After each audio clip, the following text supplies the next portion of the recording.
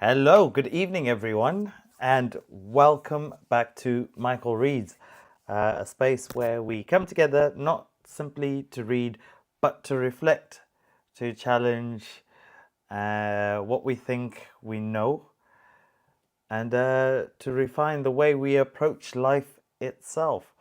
I hope you all had an amazing break, an amazing Easter break with your friends, with your family.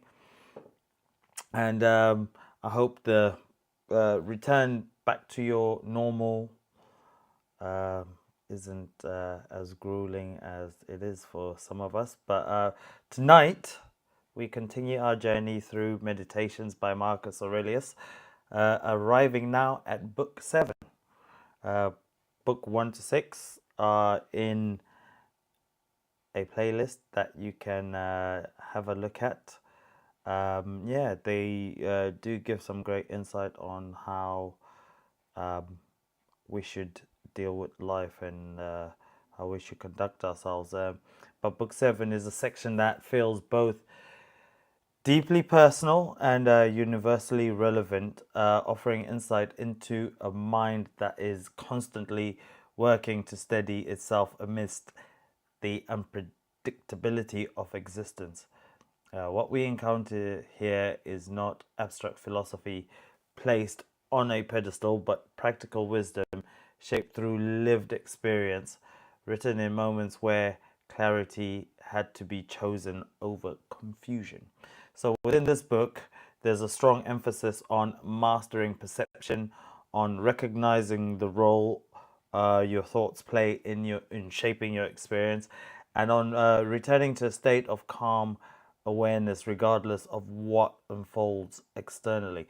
The tone is steady, grounded, and unwavering, reminding us that true control is never found in circumstance but always within response.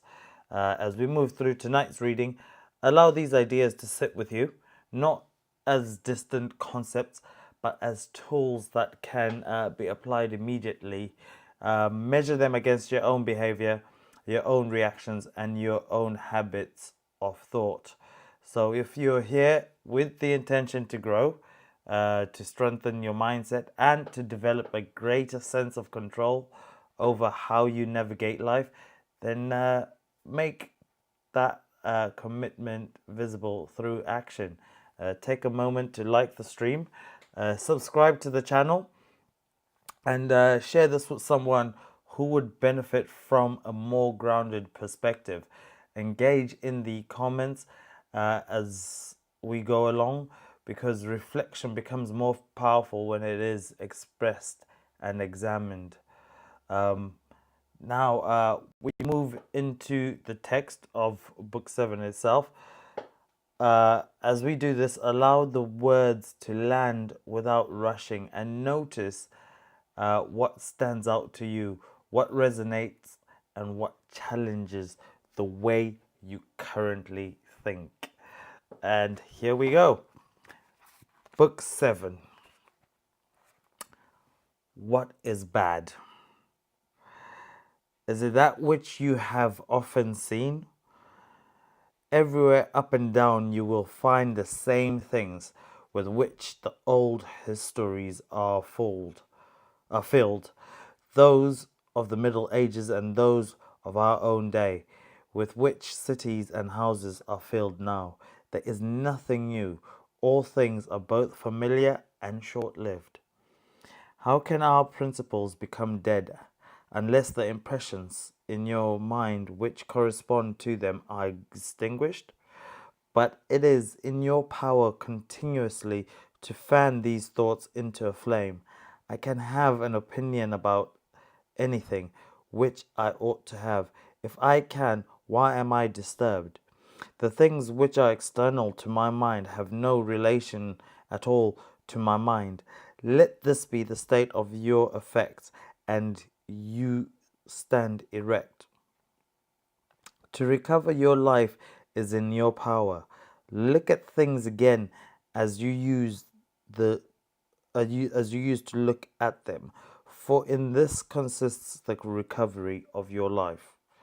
The idle business of show, plays on the stage, flocks of sheep, herds, exercises with spears, a bone thrown to little dogs, a bit of bread into fish ponds, laboring of ants and burden carrying, running about like frightened little mice, puppets pulled by strings, are all alike.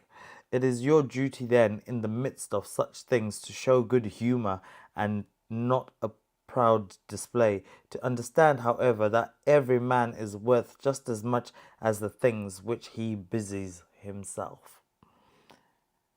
In discourse, you must attend to what is said, and in every moment you must observe what is being done. And you should see immediately to what end it refers, and in the other watch carefully what is signified. Is my understanding sufficient for this or not? If it is sufficient, I use it for this work as an instrument given by the universal nature. But if it is not sufficient, then either I retire from the work and give way to him who is able to do it better, unless there be some reason why I should not do so, or I do it as well as I can, taking to help me the man who, with the aid of my ruling principle, can do what is now fit and useful for the general good. For whatsoever, either by myself or with another, I can do, I should be directed to this only, that which is useful and well suited to society. How many, after celebrating fame, have been given up to oblivion, and how many who have celebrated the fame of others are long dead? Be not ashamed to be helped, for it is your business to do your duty like a soldier in the assault on a town. You cannot mount up on the battle alone, but with the help of another it is possible. Let not future things disturb you, for you will come to them, if it shall be necessary, having with you the same reason which you now use for present things. All things are implicated with one another, and the bond is holy, and there is hardly anything unconnected with any other thing, for things have been coordinated, and they combine to form the order. For there is one universe made up of all things, and one God who pervades all things, and one substance, and one law, one common reason in all intelligent animals, and one truth, if indeed there is also one perfection for all animals which are of the same stock and participate in the same cause. Everything material soon disappears in the substance of the whole, and everything formal is very soon taken back into the universal cause, and the memory of everything is very soon overwhelmed in time. To the rational animal, the same act is according to nature and according to reason. Be erect or be made erect. Just as it is with the members in those bodies which are united in one, so it is with rational beings which exist separately, for they have been constituted for one cooperation. And the perception of this will be more apparent to you if if you often say to yourself that I am a member of a system of rational beings. But if you say that you are apart, you do not yet love men from your heart, which is good does not yet delight you for its own sake. You still do it barely as a thing of conformity, and not yet as doing good to yourself. Let what happens be what it is, that which can feel the effects of this will complain if they choose to. But unless I think that what has happened is an evil, am not injured, and it is in my power not to think so. Whatever anyone does or says will not change me. I will be good, just as if the gold or the emerald were always saying this. Whatever anyone does or says, I must be gold and keep my color. The ruling faculty does not disturb itself. I mean, does not frighten itself or cause itself pain. But if anyone can frighten and cause pain to it, let him do so. For the faculty itself will not, by its own opinion, allow it. Let the body take care of itself if it can. That is, suffer nothing, and let it speak if it suffers. But the soul itself, that which is subject to fear, to pain, which is completely the power of forming an opinion about these things, will suffer nothing, for it will never deviate into such a judgment. The leading principle in itself wants nothing, unless it makes a want for itself, and therefore it is both free from perturbation and unimpeded, if it does not disturb and impede itself.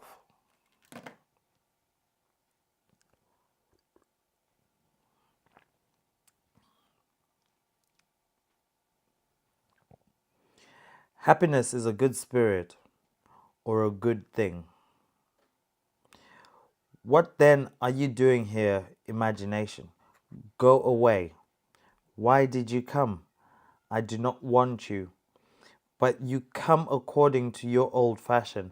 I am not angry with you, but ask only that you go away. Is any man afraid of change? Why what can take place without change? What could be more pleasing or more suitable to the universal nature? Can you take a bath unless the water undergoes a change? And can you be nourished unless the food undergoes a change? And can anything else that is useful be accomplished without change? Do you not see that then that for yourself to change it is just the same and equally necessary for the universal nature? Through the universal substance, as through a furious torrent, all bodies are carried, being by their nature united with and cooperating with the whole, as the parts of your body with one another. How many famous philosophers has time already swallowed up? And let the same thought occur to you with reference to every man and thing. One thing only troubles me, to prevent doing something which the constitution of man does not allow, or in the way which it does not allow, or what it does not allow now. Near is your forgetfulness of all things, and near the forgetfulness of you by all. It is peculiar to man to love even those who do wrong, and this happens if, when they do wrong, it occurs to you that they are friends, and that they do wrong through ignorance and unintentionally, and that soon both of you will die, and above all, that the wrongdoer has done you no harm, for he has not made your ruling faculty worse than it was before. The universal nature out of the universal substance, as if it were wax, now molds a horse, and when it has broken this up, it uses the material for a tree, then for a man, then for something else, and each of these things subsists for a very short time. But it is no hardship for the vessel to be broken up, just as there was no hardship in it being fastened together. A scowling look is altogether unnatural when it is often assumed. The result is that all attractiveness dies away, and at last is so completely extinguished that it cannot be lit up again. Try to conclude from this very fact that it is contrary to reason. If the perception of doing wrong shall start a bad journey, What reason is there for living any longer? Nature, which governs the whole, will soon change all things which you see, and out of their substance will make other things, and again other things from the substance of them, in order that the world may be ever new. When a man has done you wrong, immediately consider with what opinion about good or evil he has done wrong. For when you have seen this, you will pity him and will neither wonder or be angry. For either for either you yourself think the same thing to be good that he does, or another thing of the same kind. It is your duty then to pardon him. But if you do not think such things to be good or evil, you will more readily be well disposed to him who is in error. Think not so much about what you don't have compared to what you have, but of the things which you have selected the best, and then reflect how eagerly they would have been sought if you didn't have them. At the same time, however, take care that you do not, through being so pleased with them, accustom yourself to overvalue them, so as to be disturbed if ever you should lose them. Retire into yourself. The rational principle which rules has this nature, that it is content with itself when it does what it just, and so secures tranquility.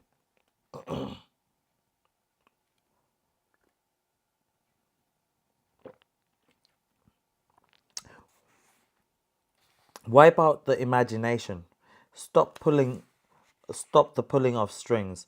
Confine yourself to the present. Understand well what happens either to you or to another. Divide and distribute every object into the formal and the material. Think of your last hour. Let the wrong which is done by a man stay there where the wrong was done. Direct your attention to what is said. Let your understanding enter into the things that are being done and the things which do them.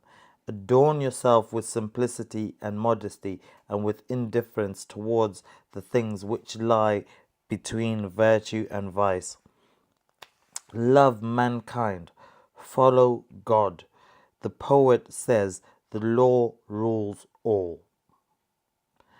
And it is enough to remember that law rules all.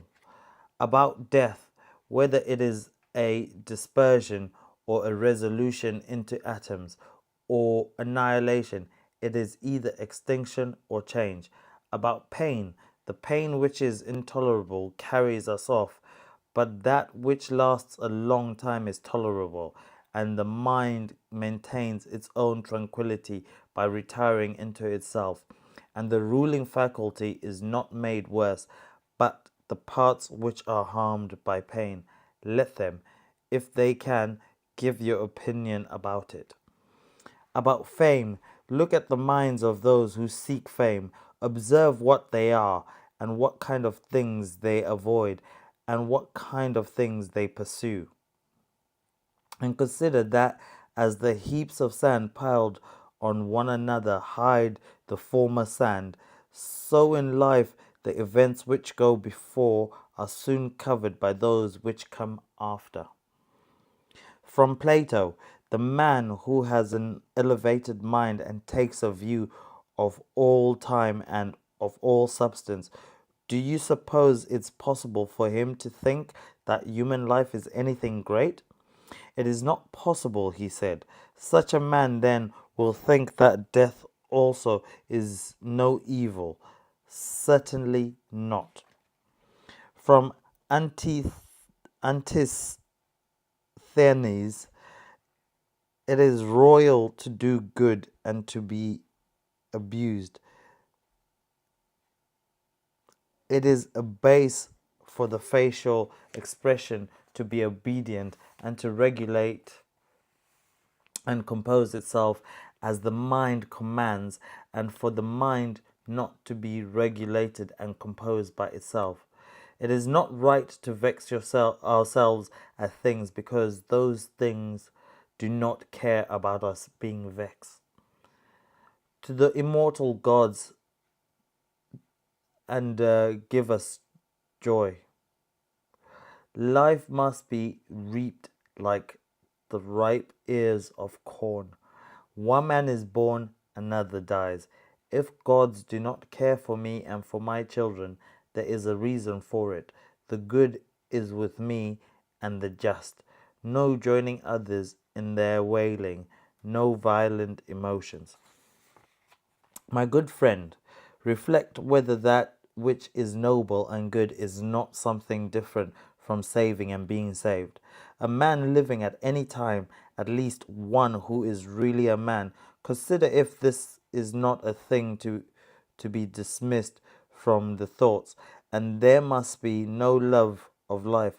But as to these matters, a man must entrust them to God and believe what the women say, that no man can escape his destiny. The next inquiry then is how he may best live the time that he has to live. Look around at the courses of the stars as if you were going along with them, and constantly consider the changes of the elements into one another, for such thoughts purge away the filth of a dusty life. This is a fine saying of Plato, that he who is discussing men should look also at earthly things as if he viewed them from the same higher place, should look at them in their assemblies, armies, agricultural labours, marriages, births, deaths, feasts, markets, a mixture of all things, and an orderly combination of the contraries. Consider the past, such great changes of political supremacies. You may foresee also the things which will be, for they will certainly be of a similar form, and it is not possible that they should deviate from the order of the things which take place now. Accordingly, to have contemplated human life for 40 years is the same as to have contemplated it for 10,000 years. What more will you see? That which has grown from the earth to the earth, but that which has sprung from a heavenly seed back to the heavenly realms returns. This is either a dissolution of the mutual involution of the atoms, or a similar dispersion of the insentient elements. The breeze which heaven has sent we must endure, and the toil without complaining. Another man may be more expert in beating his opponent, but he is not more social, nor more modest, nor better disciplined to meet all that happens, nor more considerate with respect to the faults of his neighbours. Where any work can be done conformably to the reason which is common to gods and men, there we have nothing to fear. Where we are able to get profit by means of an activity which is successful and proceeds according to our constitution, no harm is to be suspected. Everywhere and at all times it is in your power to accept your present condition, and to behave justly to those who are with you, and to exert your skill upon your present thoughts, that nothing shall steal them without being well examined. Do not look around you to discover other men's ruling principles, but look straight to this, to what nature leads you, both the universal nature through the things which happen to you, and your own nature through the acts which must be done by you. Every being should do that which is according to its constitution, and then all other things that have been created to do become irrational. The prime principle then in man's constitution is the social, and the second is not to yield to the persuasions of the body, for it is the peculiar office of the rational and intelligent motion to circumscribe itself, and never to be overpowered either by the motion of the senses or of the appetites, for both are animal. But the intelligent motion claims superiority and does not permit itself to be overpowered by the others. And with good reason. The third thing in the rational constitution is freedom from error and from deception. Let then the ruling principle holding fast to these things go straight on, and it has what is its own.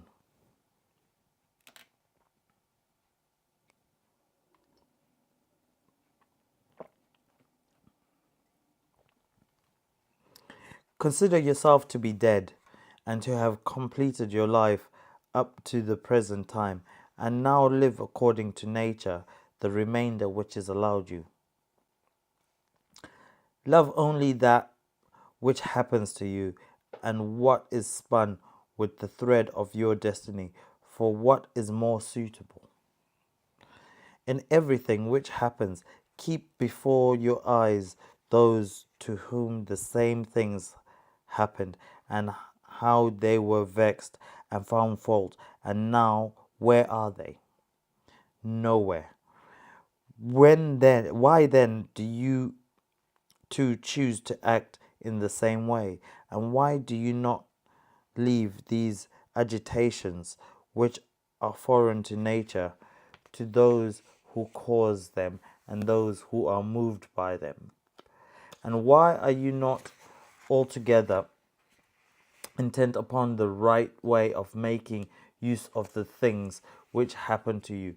For then you will use them well, and they will be a material for you to work on. Only attend to yourself, and resolve to be a good man in every act which you do. And remember, look within. Within is the fountain of good, and it will ever bubble up if you will ever dig. The body should be compact and show no irregularity either in motion or attitude. For what the man thinks of is displayed in the face by maintaining the expression of intelligence. This is also the same in the whole body. The art of life is more like the wrestler's art than the dancer's, in respect of this, that it should stand ready and firm to meet onsets which are sudden and unexpected. Constantly observe whose approval you wish to have and what ruling principles they possess, for then you will neither blame those who offend involuntarily, nor will you want their approval if you look to the sources of their opinions and appetites. Every soul, the philosopher says, is involuntary, deprived of truth. Consequently, in the same way, it is deprived of justice and temperance and benevolence and everything of the kind. It is most necessary to bear this constantly in mind, and you will become more gentle towards all. In every pain let this thought be present, that there is no dishonour in it, nor does it make the governing intelligence worse, for it does not damage any intelligence either so far as the intelligence is rational or so far as it is social. Indeed, in the case of most pains, let this remark of Epicurus aid you, that pain is neither intolerable nor everlasting. If you bear in mind that it has its limits, if you add nothing to it in imagination, and remember this too, that we perceive many things which are disagreeable to us, and same as pain, such as excessive drowsiness and being scorched by heat and having no appetite. When you say you are discontented about any of these things, say to yourself that you are yielding to pain. Take care not to feel towards the inhuman as they feel towards men. How do we know that Talegs was not superior in character to Socrates?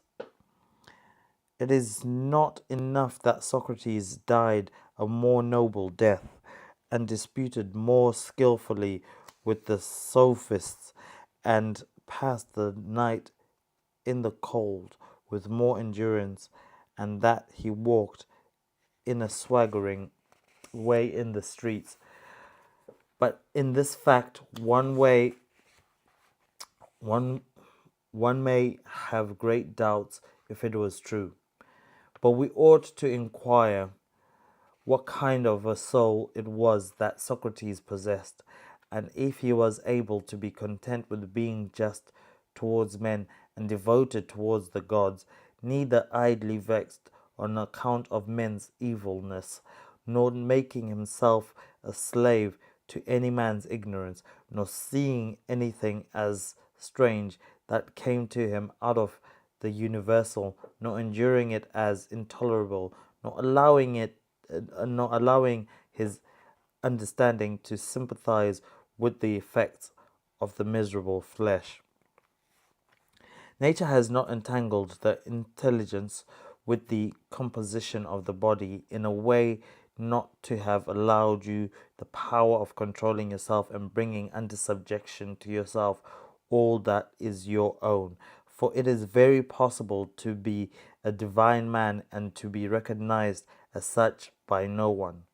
Always bear this in mind, and another thing too, that very little indeed is necessary for living a happy life, and because you have despaired of becoming a dialectician and skilled in the knowledge of nature, do not for this reason renounce the hope of being both free and modest and social and obedient to God.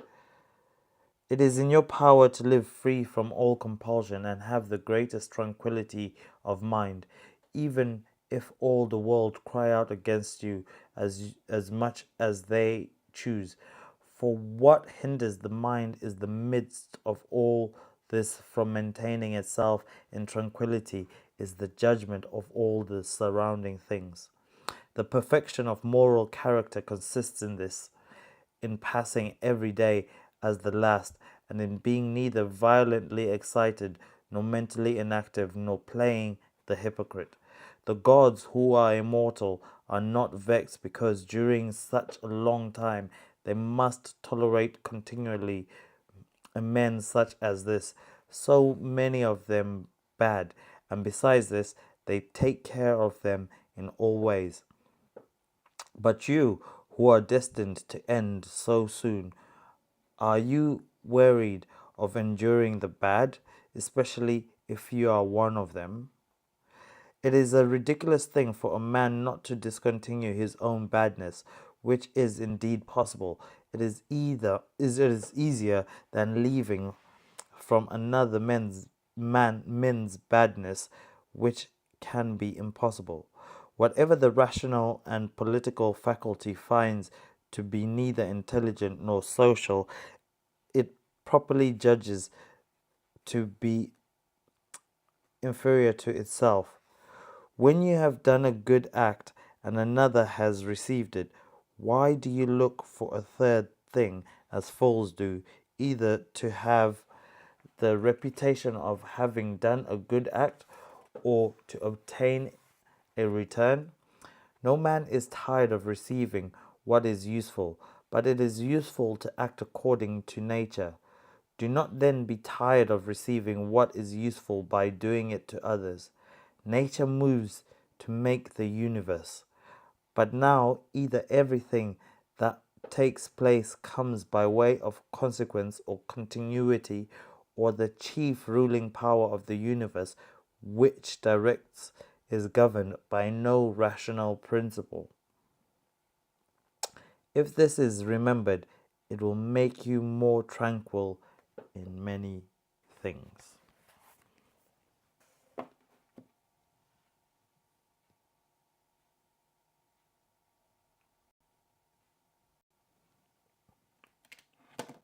What a chapter.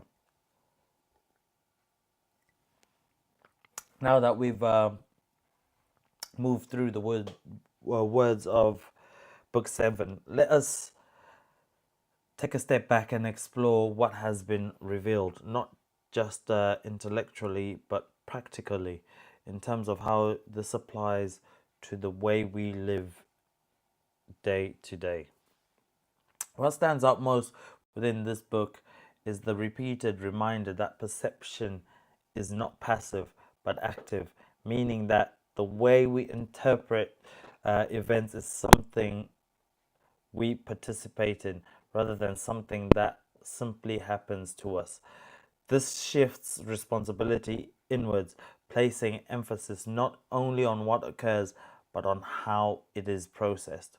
When Marcus speaks about breaking things down into their simplest form, there is an invitation to remove exaggeration from our thinking, to strip away unnecessary narrative, and to see situations as they are, as they truly are, rather than as we imagine them to be.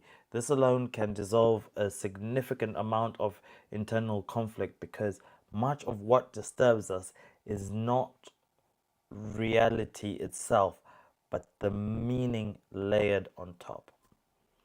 Another key thing revolves around the temporary nature of all things, whether that be success, struggle, recognition, or even life itself. And rather than presenting this as something unsettling, it is framed as something liberating.